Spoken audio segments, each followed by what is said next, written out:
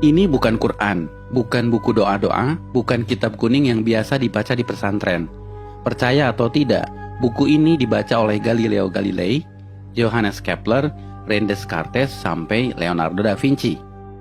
Judul aslinya dalam bahasa Arab adalah Al-Manazil, tapi kemudian diterjemahkan ke bahasa Latin menjadi Book of Optics.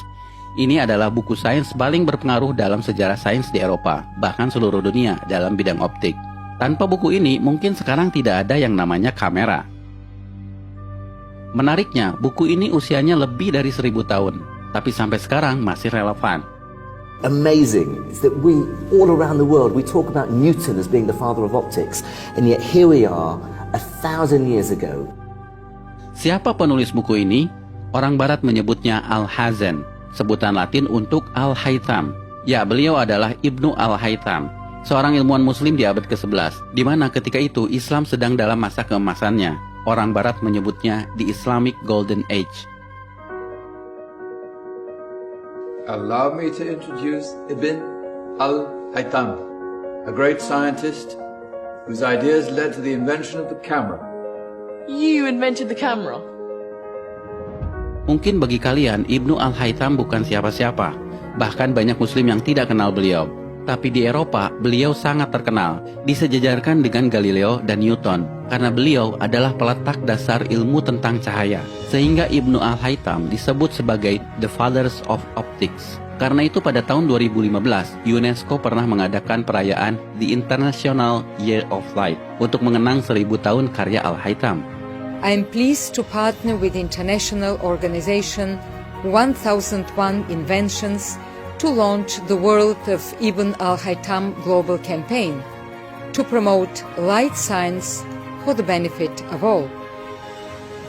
A groundbreaking scientist from 1,000 years ago, the life and work of Ibn Al-Haytham have never been as relevant as they are today.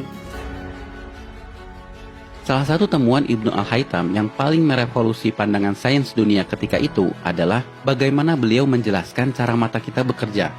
Sebelum adanya beliau, para ilmuwan Yunani seperti Plato dan Euclid percaya bahwa mata mengeluarkan semacam sinar ke arah objek untuk bisa melihat. Hal itu kemudian dibantah oleh Ibnu Al-Haytham. Justru matalah yang menangkap patulan cahaya sehingga kita bisa melihat. Bahkan beliaulah yang memetakan bagian-bagian mata yang berfungsi mengatur masuknya cahaya, seperti iris, pupil, kornea, dan retina. Temuannya ini bukan sekedar teori, Ibnu Al-Haytham membuktikannya dengan eksperimen. Bahkan eksperimennya yang bisa dibilang cukup sederhana ketika itu, menjadi dasar bagi penemuan kamera zaman sekarang, yang pada saat itu disebut kamera obscura. By the way, tahukah kalian, kata kamera berasal dari bahasa Latin yang artinya ruangan. Sedangkan obscura artinya gelap. Jadi kamera obscura artinya ruangan gelap. Dinamakan seperti itu karena Ibnu Al-Haytham melakukan eksperimennya di ruangan gelap saat beliau di penjara. Beliau di penjara karena penguasa Mesir pernah memanggilnya untuk mengatasi banjir sungai Nil. Namun usahanya dianggap gagal dan sang raja marah, lalu memenjarakannya. Tapi saat di penjara inilah justru jadi momen bersejarah bagi Ibnu Al-Haytham dan bagi perkembangan dunia sains modern. Salah satunya adalah penemuan kamera obscura. We have a beautiful view of a nice church just outside the window here. Now, if I close this blinds,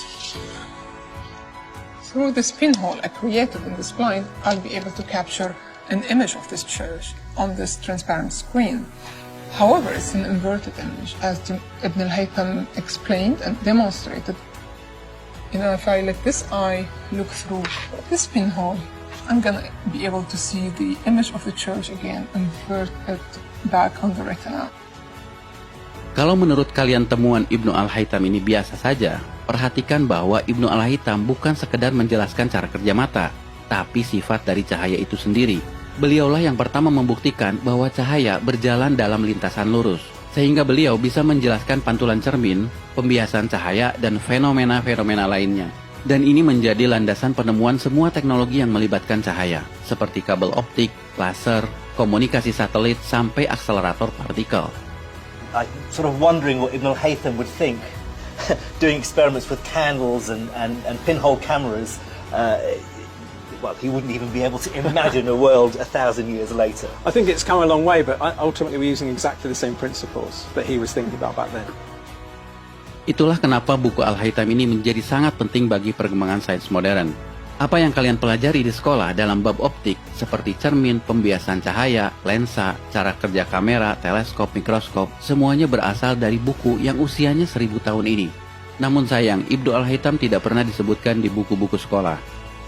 For me, what's so amazing is that we, all around the world, we talk about Newton as being the father of optics, and yet here we are, 1,000 years ago, 700 years before Newton, and here's a ray diagram. There's a convex lens, and there's a focal point, and there's all the ray lines and parallel lines and the angles of refraction. Here it is, 1,000 years ago. Dan kalian perlu tahu, buku yang beliau tulis tentang sains bukan hanya ini, tapi Ibnu Al-Haytham menulis lebih dari 200 buku. Dan bukan hanya tentang optik, tapi juga matematika, astronomi, dan engineering. Sayang, sebagian besar bukunya hilang. Ini adalah daftar buku-buku beliau yang terselamatkan. Sekali lagi, nama Ibnu Al-Haytham mungkin bagi kalian tidak populer, tidak sepopuler Newton atau Einstein. Tapi asal kalian tahu, nama Ibnu Al-Haytham atau Al-Hazan begitu pentingnya sampai nama beliau dijadikan nama salah satu kawah di bulan. Dan beliau juga diabadikan dalam mata uang Irak, 10.000 dinar. Dan ini adalah film yang diputar di perayaan di International Year of Light, kerjasama UNESCO dan 1001 Invention. Sebuah film yang mencoba menggugah kesadaran kita bahwa ada peran peradaban Islam dalam sains modern. I found a way of projecting an image onto another surface through a small hole in a dark room, later called camera obscura. Abbas ibn Farnas. He dared to dream about flying 1,000 years before the Wright brothers. Nah guys, dalam momen Ramadan ini, mari kita merenung. Jika kalian seorang muslim, tidak melulu harus pandai dalam urusan agama. Ibnu Al-Haytham adalah contoh bahwa seorang muslim juga bisa berperan dalam kemajuan peradaban dunia dalam ilmu pengetahuan. Karyanya melampaui batas agama, batas negara, bahkan batas waktu. His book changed everything, and he's regarded by many as being the father of modern optics. In fact, I'd go further than that and say he was the greatest physicist in the 2,000-year span between Archimedes and Isaac Newton.